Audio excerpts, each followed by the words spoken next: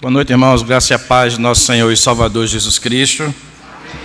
Vamos abrir a palavra do Senhor na epístola de 1 Pedro, capítulo 4. Eu vou ler apenas o versículo 7 e a parte A. 1 de Pedro, capítulo 4, a leitura vai ser feita no versículo 7, apenas a parte A do versículo.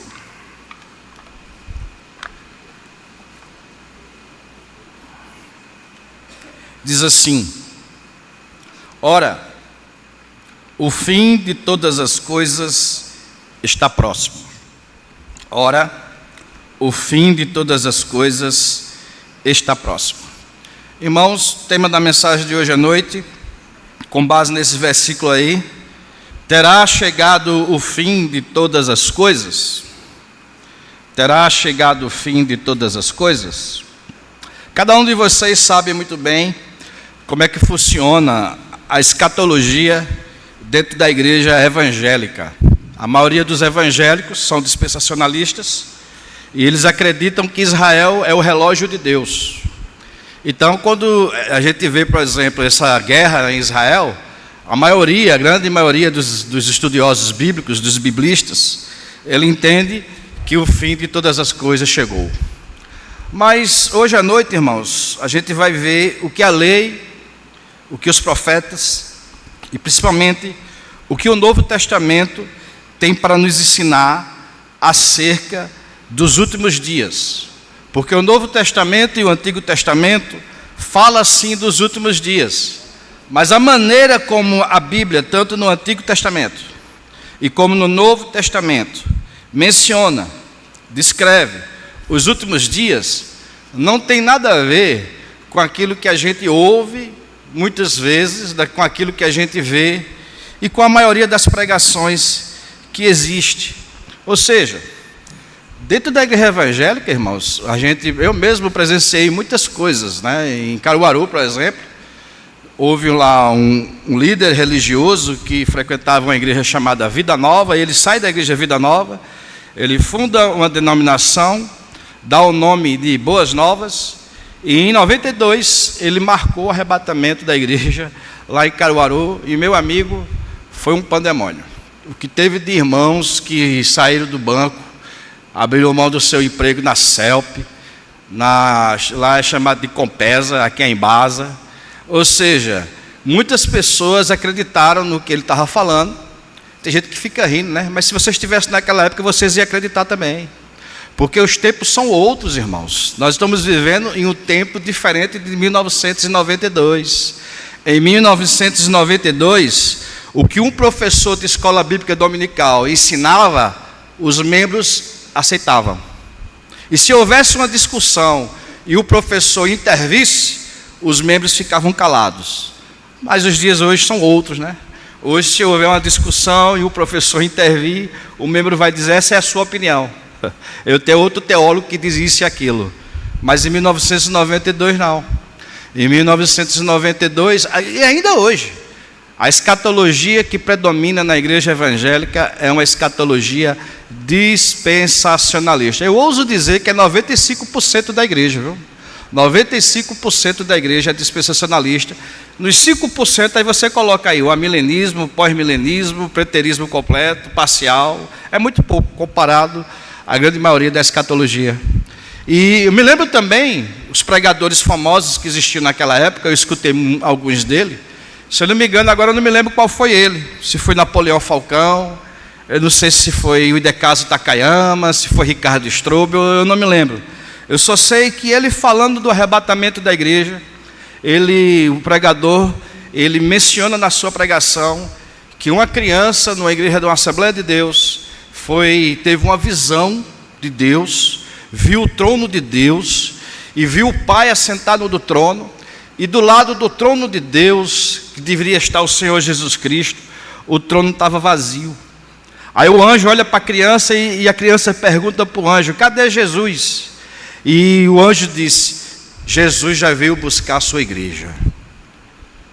E imagina na igreja da Assembleia de Deus uma fala como essa. O quanto de aleluia e glória a Deus nos surgia dentro da igreja. E a criança cresceu, isso foi em 91, 92, a criança cresceu e Jesus ainda não voltou. Jesus ainda não veio buscar a sua igreja.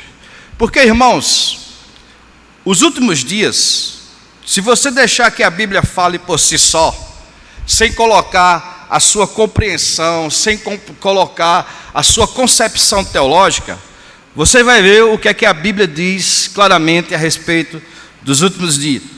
Vamos ver o que a lei e os profetas dizem. Veja, por exemplo, aí o livro de Deuteronômio, capítulo 31. Veja o que é que Moisés fala acerca dos últimos dias. Diz assim a palavra do Senhor, no livro de Deuteronômio, capítulo 31, e eu agora vou ler o versículo 29. Deuteronômio 31, 29. Diz assim: porque sei que depois da minha morte, por certo, procedereis corruptamente, e vos desviareis do caminho que vos tenho ordenado. Agora presta atenção. Então, este mal vos alcançará quando? Nos últimos dias.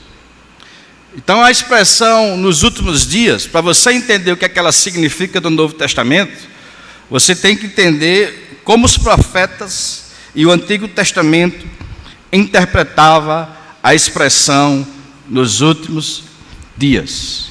E Moisés aqui está falando que nos últimos dias, em um futuro distante, Moisés não sabe quando e Moisés não sabe como, mas Moisés tem a certeza de que o povo do pacto iria desobedecer a Deus e o exílio iria vir. Veja como Isaías, capítulo 2, livro do profeta Isaías agora, capítulo 2, ele vai usar essa mesma expressão de Moisés. Livro do profeta Isaías, capítulo 2, eu vou ler o versículo 1 e o versículo 2. Palavras que em visão veio a Isaías, filho de Amós, a respeito de Judá e Jerusalém. Veja, Isaías aqui não está falando de Paulo Afonso, de Recife, da Suécia, não. Ele está falando de Judá e de Jerusalém. E ele está repetindo o que Moisés falou. E o que é que Isaías diz? Nos últimos dias, a mesma expressão que Moisés usou. Acontecerá que o monte da casa do Senhor será estabelecido no cume dos montes, e se elevará sobre os outeiros, e para ele afluirão todos os povos. Então, irmãos, quando você for ler o Antigo Testamento, fica bastante claro que a expressão os últimos dias significa um futuro onde Deus iria trazer ou a maldição ou a bênção para o seu povo. E que quando esse dia chegasse, o Antigo Testamento vai chamar esse dia de o dia do Senhor. Então, o dia do Senhor e os últimos dias são expressões diferentes, mas que descrevem a mesma coisa. Que coisa? Um ato escatológico de Deus. No futuro Deus vai intervir ou para castigar o seu povo, ou então para poder trazer a salvação do seu povo Israel. É isso que significa no Antigo Testamento a expressão últimos dias. Significa que num futuro distante, do qual o profeta não sabe quando nem como, Deus iria intervir para poder ou castigar o povo da aliança, ou então para poder salvar o povo da aliança. É assim que Amós vai usar a mesma expressão, Jeremias usa essa expressão da mesma forma, Zacarias. Não tem tempo de eu analisar todas as expressões do Antigo Testamento, mas acredito que com isso já leva vocês a entender que essa expressão últimos dias não tem nada a ver com a erupção vulcânica, não tem nada a ver com terremoto, não tem nada a ver com Covid-19, não tem nada a ver com invasão alienígena, não tem nada a ver com nenhuma dessas coisas. Últimos dias significa isso para nós, na nossa cabeça. Últimos dias é o planeta explodindo, é isso aqui. Mas para os profetas, Os últimos dias significava uma intervenção futura de Jeová para poder ou punir o povo da aliança, ou então trazer salvação para o povo da aliança. Agora veja como o Novo Testamento vai interpretar os últimos dias. Veja como o Novo Testamento vai pegar essa mesma expressão que é usada no Antigo Testamento, e o Novo Testamento vai dizer o seguinte, vejam aí, livro de Lucas, Evangelho de São Lucas, Evangelho de São Lucas, capítulo 24.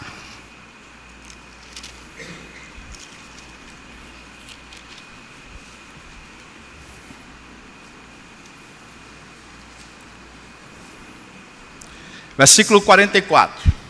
Livro de Lucas, capítulo 24, versículo 44.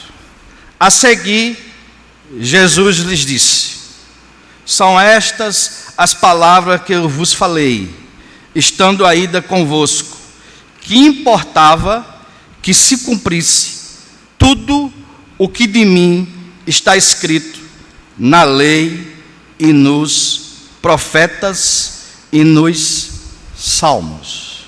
O Novo Testamento vai interpretar a expressão últimos dias como sendo o cumprimento em Jesus de Nazaré. Perceba que Jesus está dizendo que tudo que foi profetizado na lei, nos profetas e nos salmos, tudo que foi falado já se cumpriu na pessoa do seu Filho. Veja aí em Mateus, Evangelho de São Mateus, capítulo 8. Veja o que a palavra do Senhor diz. Evangelho de São Mateus, capítulo 8. E veja o que a palavra do Senhor diz. A partir do versículo 16. Chegada a tarde, trouxeram-lhe muitos endemoniados, e ele meramente com a palavra expeliu os espíritos, e curou todos os que estavam doentes, para que se cumprisse o que fora dito por intermédio do profeta Isaías. Ele mesmo tomou as nossas enfermidades e carregou com as nossas doenças. Isso aqui é o profeta Isaías. Então, o Novo Testamento, irmãos, interpreta os últimos dias como sendo cumprido, melhor dizendo, na vida do Senhor Jesus Cristo. É por isso que os apóstolos, eles insistiam em ensinar que Jesus, ele é a pedra angular, a pedra que foi rejeitada, a principal pedra de esquina, porque tudo o que foi profetizado, tudo o que foi falado pelos profetas, é em Jesus que se cumpre e é em Jesus que é realizado.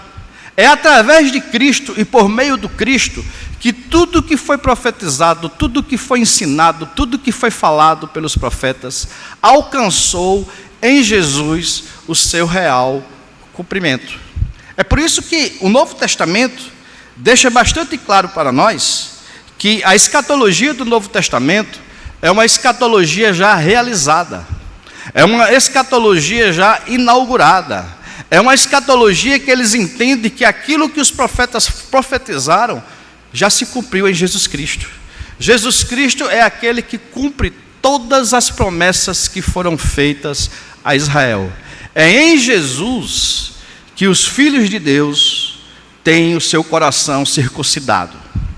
É em Jesus que esse templo que o profeta Ezequiel fala encontra o seu real significado no corpo do próprio Senhor Jesus Cristo. É em Jesus que esse descanso eterno que é prometido nos Salmos encontra no Filho do Homem, que se autoproclamou como o Senhor do sábado, como sendo o verdadeiro descanso. Veja que coisa bonita o escritor aos Hebreus. Ele vai dizer em Hebreus capítulo 10. Hebreus capítulo 10. Veja o que o escritor aos Hebreus vai dizer. Versículo 1. Ora, visto que a lei tem sombra dos bens vindouros, não a imagem real das coisas. Nunca jamais pôde tornar perfeitos os ofertantes, com os mesmos sacrifícios que ano após ano, perpetuamente, eles oferecem. Agora perceba, o versículo 5, que é o versículo mais importante. Veja o que o escritor aos Hebreus vai dizer. Por isso, ao entrar no mundo, ou seja, quando Jesus entrou no mundo, diz: sacrifício e oferta não quiseste. Quando Deus enviou o seu Filho ao mundo, Deus disse: eu não quero mais sacrifício, eu não quero mais ofertas. O que é que o Senhor quer? O escritor aos Hebreus diz: corpo, antes corpo me formastes. Deus deu ao seu Filho um corpo físico. Para quê? Para que tudo que foi profetizado pelos profetas e pela lei se cumprisse fisicamente no seu corpo. Ou seja, como é que eu sei que os últimos dias chegou? Porque na plenitude dos tempos, Deus enviou o seu Filho. Deus enviou o seu Filho. E é através do seu Filho e do corpo do seu Filho, é através do seu ensino, é através da sua morte, é através do seu sofrimento, é através dos seus milagres. Vocês acabaram de ver que quando Jesus curava os enfermos, se cumpriu o que estava sendo profetizado pelo profeta Isaías. É nele, irmãos, que se cumpre tudo. É por isso que o escritor aos Hebreus deixa bastante claro aqui, que Deus preparou para o seu Filho um corpo me formastes, não te deleitastes com holocaustos e oferta pelo pecado. Então eu disse, eu quem? Aqui é Jesus falando, aqui estou, no rolo do livro está escrito a meu respeito, para fazer, ó Deus, a tua vontade. Depois de dizer, como acima, sacrifícios e ofertas não quisestes, nem holocaustos e oblações pelo pecado, nem com isto te deleitastes, coisas que se oferecem segundo a lei. Agora perceba, então acrescentou, eis aqui estou, aqui é Jesus falando, para fazer, ó Deus, a tua vontade. O que é que acontece agora com as profecias do Antigo Testamento? Remove o primeiro, para estabelecer o segundo. Havendo Deus outrora falado e profetizado de diversas maneiras e de diversas formas, hoje, nos últimos dias, Jesus Cristo é a palavra final, é a revelação final. Como é que eu sei que nós estamos vivendo os últimos dias? Porque Jesus nasceu, Jesus sofreu, Jesus morreu, ressuscitou e está hoje assentado à direita de Deus, nas majestades das alturas. É isso que considero os últimos dias. Os últimos dias não é bomba atômica. Os últimos dias não é o chip da besta, como sendo código de barra.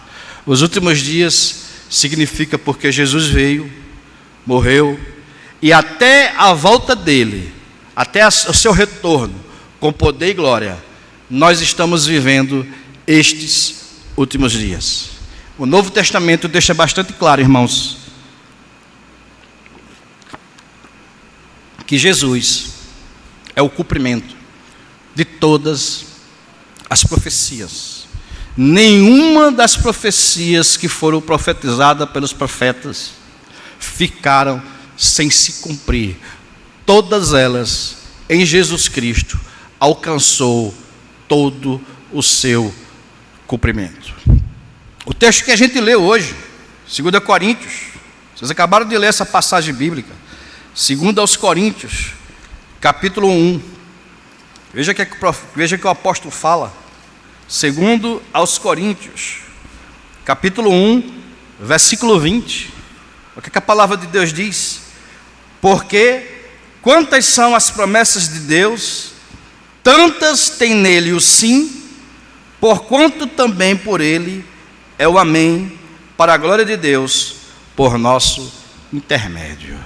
Nessa tradução aqui, tradução viva, veja como é que ela vai traduzir essa expressão que eu acabei de ler, 2 Coríntios 1:20.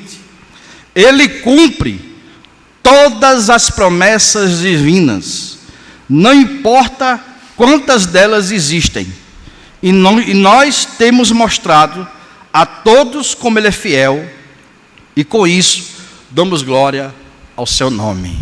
Em Jesus, tudo foi cumprido. É assim que o Novo Testamento interpreta. O Novo Testamento entende que os últimos dias chegou.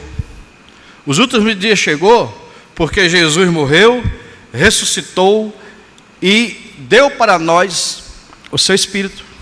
E veja como o apóstolo Paulo, em 1 Coríntios,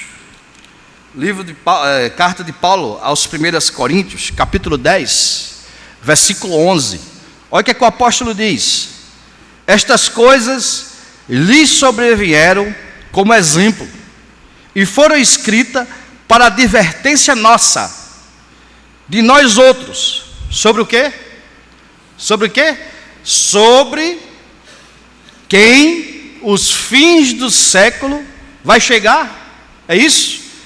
Tem chegado. Nós já estamos na última hora. Os fins dos tempos, nós estamos vivendo sim os fins dos tempos. Nós estamos vivendo os fins dos tempos porque Jesus chegou.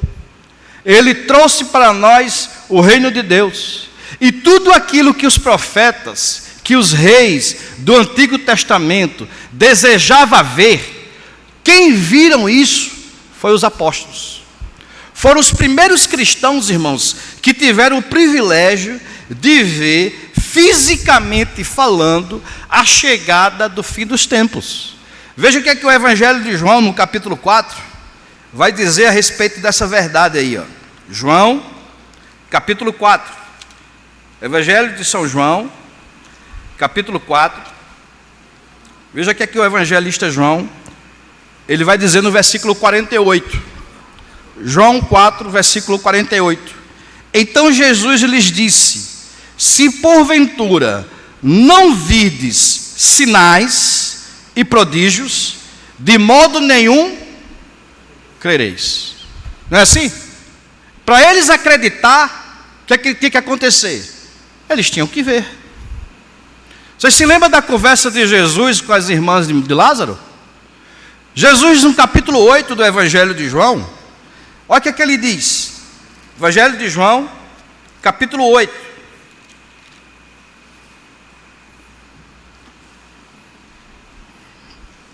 Versículo 51. Olha o que é que a palavra do Senhor diz. Em verdade vos digo, se alguém guardar a minha palavra, veja o que é que Jesus disse aqui, ó. Se alguém guardar a minha palavra, não verá a morte eternamente. Não vai morrer. Mas Márcio, é isso que ele está dizendo. Se alguém guardar a minha palavra, não vai morrer. A prova é tanta que é isso que ele está dizendo, que é só você ler o 52. Não é você ficar olhando para mim não, irmão. Eu leio o 52, ó. Veja aí. Disseram-lhe os judeus: agora estamos certos de que tu tens demônio, porque Abraão morreu, e também os profetas morreram, e tu dizes: se alguém guardar a minha palavra, não provará a morte eternamente? És maior do que o nosso pai Abraão, que morreu? E a resposta é: sou. Ele é sim. Ele é maior do que Abraão, ele é maior do que Moisés, ele é maior do que todos eles. Porque Jesus, irmãos, perceba aqui, como é que eu sei que os fins dos tempos chegou? Porque Jesus chegou. Jesus não é apenas o cumprimento das profecias, Jesus também é a antecipação do futuro. Eu não preciso, irmãos, veja que coisa linda que o Evangelho diz. O Senhor Jesus Cristo diz que aquele que crer nele não morre. Então, a gente tem que interpretar a palavra do Evangelho pela fé. Nós não andamos pela vista, nós andamos por fé. Porque a fé é a convicção de coisas que a gente não vê. Então, se você for interpretar a palavra de Cristo com os olhos ou com os 5 sentidos, vai acontecer conosco a mesma coisa que aconteceu com as irmãs de Lázaro. Senhor, se o Senhor estivesse aqui, Lázaro não teria morrido. E Jesus disse claramente: olha, Lázaro não está morto não, Lázaro está vivo. Eu não já disse para vocês que eu não sou Deus de mortos? Eu sou Deus de vivos. Não, Senhor, Lázaro está morto. A gente acabou de enterrar, está com 4 dias que ele está morto. E quais são as palavras que Jesus disse para as irmãs? Se vocês crerem, verão a glória de Deus. E o que é a glória de Deus, irmãos? 2 Timóteo, capítulo 1, versículo 10. Carta de Paulo a Timóteo, 2 Timóteo, capítulo 1. Vamos pegar do versículo 9. É isso aqui que Jesus estava falando. Jesus havia salvado Lázaro, e não somente Lázaro, ele nos salvou e nos chamou com a santa vocação. Agora, esse chamado do Evangelho não é segundo o quê? Não é segundo o quê? As nossas obras. A gente não anda pelo que vê, a gente não anda pelo que toca, a gente não anda pelo que cheira, e nem tampouco a gente anda por aquilo que a gente ouve. Não são os 5 sentidos que vai determinar a palavra de Deus. O que determina a palavra de Deus é a própria palavra de Deus. Olha o que é que o apóstolo diz: não segundo as nossas obras, mas conforme a sua própria determinação. Crê em Deus, o Deus que vivifica os mortos e chama à existência aquilo que não existe como existisse fosse. É nele que nós cremos. É Ele quem chama à existência as coisas que não existem. E o apóstolo diz: mas conforme a sua própria graça e determinação, que nos foi dada em Cristo Jesus, antes dos tempos eternos. Agora, o versículo 10 é que eu quero. O que foi que Deus trouxe para nós, irmãos, por meio de Cristo? E manifesta agora, pelo aparecimento de nosso Salvador, Cristo Jesus, o qual não só foi que ele fez com a morte, destruiu. A morte já era, irmão, acabou. Ele destruiu a morte, e o que mais? Trouxe a vida e a imortalidade, mediante quem? O Evangelho. É por isso que, se você crê, você vai ver a glória de Deus. Eu sou a ressurreição e a vida. Ainda que você esteja morto, verá. Porque Jesus é a antecipação do futuro. Eu não preciso, irmãos, morrer para saber que eu sou imortal. Eu já sou imortal, embora eu morra. Eu já sou imortal, embora eu esteja sujeito à doença. Eu já sou imortal, embora o meu corpo esteja envelhecendo. Mas por que você é imortal? Porque Ele disse que eu sou imortal. É na palavra dele que eu acredito. Não é na ciência, não é na sociologia, não é na psicologia, não são nos 5 sentidos que eu acredito.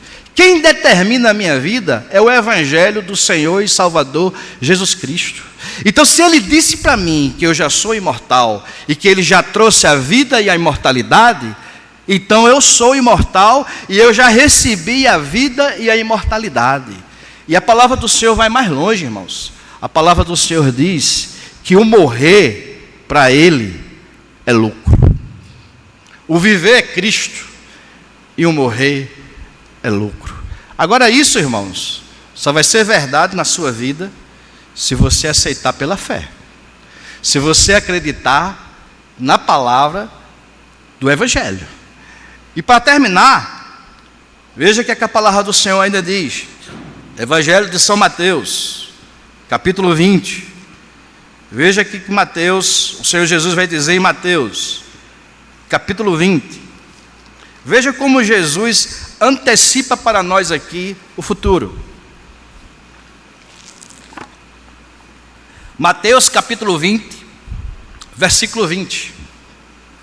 Então se chegou a ele a mulher de Zebedeu, com seus filhos, e adorando, pediu-lhe um favor. Perguntou-lhe ele: que queres? Ela respondeu, e veja que escatologia dessa mulher, né? Aqui é uma escatologia de mãe. Só a mãe é que consegue trazer uma escatologia dessa aqui, ó. Manda que no teu reino, estes meus 2 filhos se assentem, um à tua direita e outro à tua esquerda. É uma escatologia de mãe, né? Se fosse o pai, ele diz, olha, eu quero sentar na direita, à esquerda, quem vai decidir é o Senhor, mas que eu quero sentar, eu quero. A mãe não, eu não quero sentar no trono não, meus filhos sentando eu já dou por satisfeito. Que escatologia dela, né? Agora veja, mas Jesus respondeu, não sabeis o que pedis, podeis vós beber o cálice que eu estou para beber? Aí eles disseram, eu posso beber sim, Senhor. Eu posso beber o cálice que o Senhor está para beber. Então lhes disse, bebereis o meu cálice, mas o assentar-se à minha direita e à minha esquerda não compete a mim concedê-lo. É porém para aqueles a quem está preparado para o meu Pai. Agora perceba aqui, Jesus, irmãos, ele antecipa para nós o futuro. E o que é que a palavra do Senhor está querendo nos ensinar? Que aquilo que acontece com Cristo, acontece também com a gente. Veja aí em 1 de Pedro, capítulo 4. 1 de Pedro, capítulo 4. Eu vou ler o versículo 1 e o versículo 2. 1 de Pedro, capítulo 4, verso 1 e verso 2. Eu vou ler na Viva, na tradução Viva. Uma vez que Cristo sofreu e suportou a dor no seu corpo, Jesus ele foi um homem de dores e experimentado em todo tipo de quê? De sofrimento. E onde foi que ele sofreu? No seu corpo. Você lembra lá de Hebreus? Corpo me formastes. Os discípulos disseram, Senhor, nós queremos participar do teu reino. E Jesus diz, vocês vão participar. Vocês podem beber o cálice que eu posso beber? E eles disseram, podemos. E Jesus diz, vocês vão beber. Agora, o meu sofrimento é diferente do sofrimento de vocês. O meu sofrimento é vicário. Jesus sofre para que aqueles que estão em Cristo possam ser salvos. Ele recebe a maldição para que a gente nunca mais seja amaldiçoado. O sofrimento dele é diferente do nosso, irmãos, não tem como comparar. Mas, porque nós estamos em Cristo, porque nós participamos do corpo de Cristo, iremos sofrer tanto quanto ele sofreu. E quem está dizendo isso aqui não sou eu, é Pedro. Ó. Uma vez que Cristo sofreu e suportou a dor no seu corpo, vocês devem ter uma atitude semelhante.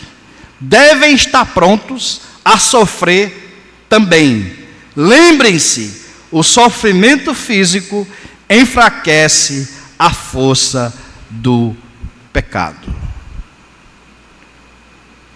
Hebreus capítulo 5, versículo 8 diz que Jesus aprendeu pelos sofrimentos que ele passou. E ele, sendo Deus e homem, sofreu. Imagine o que é que vai acontecer comigo e com vocês, irmãos. Iremos também sofrer. E no capítulo 5 da mesma carta de Pedro, eu agora vou ler o versículo 10, mais uma vez na tradução Viva. Veja o que é que Pedro diz. Depois que vocês tiverem sofrido por um pouco de tempo, o nosso Deus, de toda graça, lhes dará, por meio de Cristo, a sua glória eterna. Ele virá pessoalmente, tomará vocês e os colocará num lugar firme e os fará mais fortes do que nunca. Jesus antecipa para nós aqui, irmãos, o futuro. Eu já estou assentado com Cristo nos lugares celestiais, mas eu pergunto, eu desfruto dessa verdade aqui na terra plenamente? Quem desfruta aqui dessa verdade plenamente? Ninguém. Embora nós estejamos assentados nos lugares celestiais, nós somos tentados pelo diabo, nós sofremos, nós temos medo, nós temos dúvida, Mas Pedro está dizendo, sabe o quê? Que assim como aconteceu com ele, que ele morreu, que ele sofreu, morreu e ressuscitou, e está sentado com o corpo físico à direita de Deus Pai Todo-Poderoso, vai acontecer a mesma coisinha com você. Você vai sofrer por causa do Evangelho, você vai morrer por causa do Evangelho, você vai ressuscitar por causa do Evangelho, e você então vai experimentar no seu corpo glorificado, plenamente, todas as bênçãos do Evangelho, fisicamente falando. Até esse dia chegar, e eu termino com Judas. Judas, versículo 24 e versículo 25. Carta de Judas. Até esse dia chegar, o que é que acontece conosco aqui na terra? Ora, aquele que é poderoso para vos guardar de tropeços e para vos apresentar com exultação imaculados diante de sua glória, ao único Deus, nosso Salvador, mediante Jesus Cristo, nosso Senhor, glória, majestade, império, soberania, antes de todas as eras, agora e por todos os séculos. Amém. Invisivelmente falando, irmãos, você mudou. Diante de Deus você mudou. Você é uma nova criatura. Você já passou da morte para a vida. Invisivelmente falando, você não entra mais em juízo. Invisivelmente falando, ainda que você esteja morto, você vai viver. Agora, visivelmente falando, você vai morrer, você vai adoecer, você vai cometer terríveis pecados diante de Deus. Visivelmente falando, a gente olha para esse mundo e a gente não vê nenhuma transformação nele. É por isso que a gente fica se entregando a determinadas ideologias, a determinadas filosofias, a determinados projetos humanos, acreditando que são esses projetos que irão mudar o planeta. Deixa eu dizer para você, o mundo está condenado. Esse mundo está condenado. Não há salvação por sistema. Deus não salva sistema. Deus salva pessoas. Deus salva indivíduos. Deus salva homens. Deus salva mulheres. Deus salva jovens. Sistema não. O sistema está podre. O mundo inteiro jaz no maligno. E esse mundo inteiro que jaz no maligno é o sistema do que João está falando. Esse sistema podre está condenado e vai ser destruído. Mas dentro desse sistema, Deus colocou o seu povo, o sal da terra, a luz do mundo, que por meio do Evangelho vai transformar esse mundo de glória em glória, de dentro para fora. Mas essa transformação só vai ser visível quando Cristo voltar. Aí quando Cristo voltar, não vai haver mais corrupção, não vai haver mais morte, não vai haver mais dor, não vai haver mais tristeza, porque as primeiras coisas, como diz Apocalipse, terão passadas. Enquanto Cristo não voltar, somente aqueles que creem em Cristo vai ver coisas que olhos nenhum jamais viu. Somente aqueles que creem em Cristo vai ouvir coisas que ouvido nenhum jamais ouviu.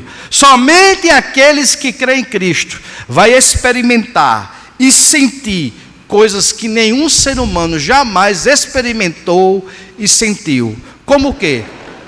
Você é imortal, embora você vá morrer. Você está sentado nos lugares celestiais com Cristo, embora eu esteja vendo você aqui na terra. Você entendeu agora porque Paulo diz que o evangelho da cruz é loucura? Você entende agora? O evangelho da cruz é loucura. É loucura para aqueles que estão perdidos, sem a fé no Filho de Deus. Porque ninguém conhece o Pai senão o Filho. E ninguém conhece o Filho senão aquele a quem o Filho quiser revelar. Aquele a quem o Filho não quiser revelar, sabe o que vai acontecer com ele? Deixa os mortos enterrar os seus próprios mortos. Mas você que já foi resgatado desse mundo maligno, você que já entendeu que a sua esperança não está em nada nesse mundo, mas que a sua esperança está no Cristo ressurreto, você vai e prega e vive o reino de Deus pelo poder do Espírito Santo. O fim dos dias chegou, irmãos. A prova são vocês que estão aqui. Nós fomos preparados para esses dias. Dias de pessoas desanimadas, tristes, pessoas que não acreditam mais em nada, ninguém acredita mais em ninguém, ninguém mais entrega nada por nada, ninguém aceita mais nada. Nós fomos preparados para esses dias. Nós somos aqueles que temos a palavra da vida. Somos nós que devemos viver no meio desse vale de ossos secos, onde não tem esperança, onde não tem alegria, onde a felicidade que as pessoas pensam que a verdadeira... Qual é a verdadeira felicidade de uma pessoa sem Cristo? É beber, é ir para uma praia, é conversar besteira com os amigos. Essa é a felicidade do homem sem Cristo. É só essa. A verdadeira felicidade é Cristo ressurreto. A verdadeira felicidade é a vida eterna. A verdadeira felicidade é o Espírito Santo testificando com o nosso espírito que nós somos filhos de Deus. Contra essas coisas não há lei. Essa é a nossa verdadeira felicidade. Então nós estamos aqui, irmãos, nos últimos dias, como homens e mulheres, para anunciar a palavra final. E qual é a palavra final? A palavra final é Jesus. É Jesus que vai dar jeito na corrupção. É Jesus que vai acabar com o câncer. É Jesus que vai acabar com a desigualdade social. É Jesus que vai acabar com a morte. É Jesus que vai acabar com tudo isso. Fora Jesus, eu desconheço. A não ser que você conhece outra pessoa que vai fazer isso. Porque eu não conheço. Nem nasceu e nem vai nascer.